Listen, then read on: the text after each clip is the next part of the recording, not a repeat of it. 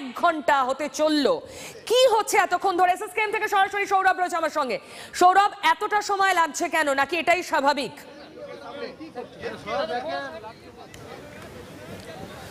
পিউদি দেখো, 40 মিনিট সময় পার হয়ে গিয়েছে। 40 মিনিট সময় পার হওয়ার মধ্যে এই মুহূর্তে একটু কিছুক্ষণ আগেই তুমি যে দেখতেই পাবে যে এসি 1 নম্বর কেবিনের সামনে জওয়ানদের উপস্থিতি কিন্তু বেড়েছে।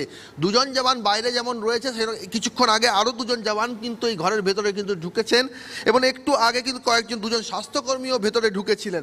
ফলে এই মুহূর্তে ওখানে কি প্রক্রিয়া চলছে আমরা যেটুকু যা জানতে পারছি হাসপাতাল সূত্র মারফত, যে হস্তান্তরের প্রক্রিয়াটা কিন্তু এখনো পুরোপুরি সম্পন্ন হয়নি। অর্থাৎ এই যে এসএসকেএম থেকে সুজয় কৃষ্ণ ভদ্রকে জোকায় নিয়ে যাওয়ার যে পরিকল্পনা, সেই পরিকল্পনার জন্য যে কাগজপত্র নথিপত্রের প্রয়োজন, সেই যে কাগজপত্রের যে সেই পরিকল্পনা কিন্তু এখনো পর্যন্ত হস্তান্তর হয়নি।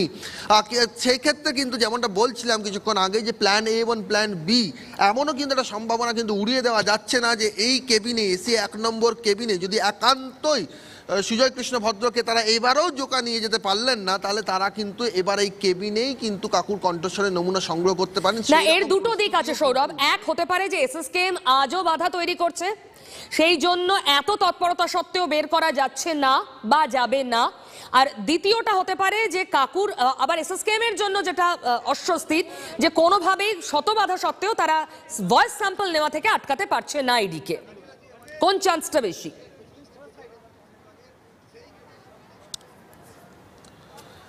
দেখো, এখনো পর্যন্ত যে সম্ভাবনার কথা যদি বলি যে কোন চান্সটা বেশি, তুমি যেমন প্রশ্নটা করলে, কিন্তু সেক্ষেত্রে কিন্তু নিশ্চিতভাবে উত্তর পাওয়া যাচ্ছে না। কারণ এইটা দিতে গেলে যারা দিতে পারেন সবচেয়ে ভালো প্রশ্নের উত্তর, তারা এসএসকেএম কর্তৃপক্ষ।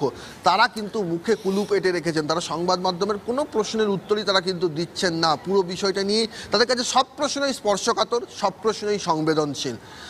এমনকি তারা সংবাদ মাধ্যম যদি তাদেরকে কোনো প্রশ্ন জিজ্ঞেস করতে যায়, তারা শুরুতেই বলছেন প্লিজ, তারা এই শব্দবন্ধ ব্যবহার করছেন। ফলে তারা অত্যন্ত একটা স্পর্শকাতর জায়গার মধ্যে রয়েছেন অন্তত এই পুরো বিষয়টা নিয়ে।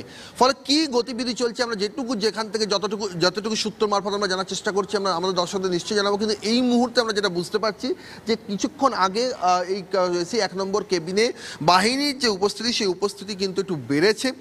কিন্তু এখনো যে সুজয় কৃষ্ণ ভদ্রকে কেন নিয়ে যাওয়া হচ্ছে না 40 মিনিটের উপর সময় পার হয়ে গিয়েছে, এত দেরি হয়ে গেছে, এতক্ষণ ধরে কেন হস্তান্তরের প্রক্রিয়া দেরি হচ্ছে, সেই বিষয়টিও কিন্তু এখনো পর্যন্ত কিন্তু সেভাবে স্পষ্ট নয়।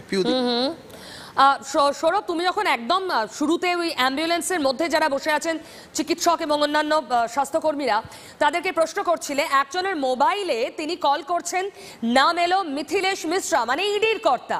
তো আর কোনো আপডেট, মানে ইডির আর কোনো আধিকারিক কেউ এখানে এসেছেন বা কোনো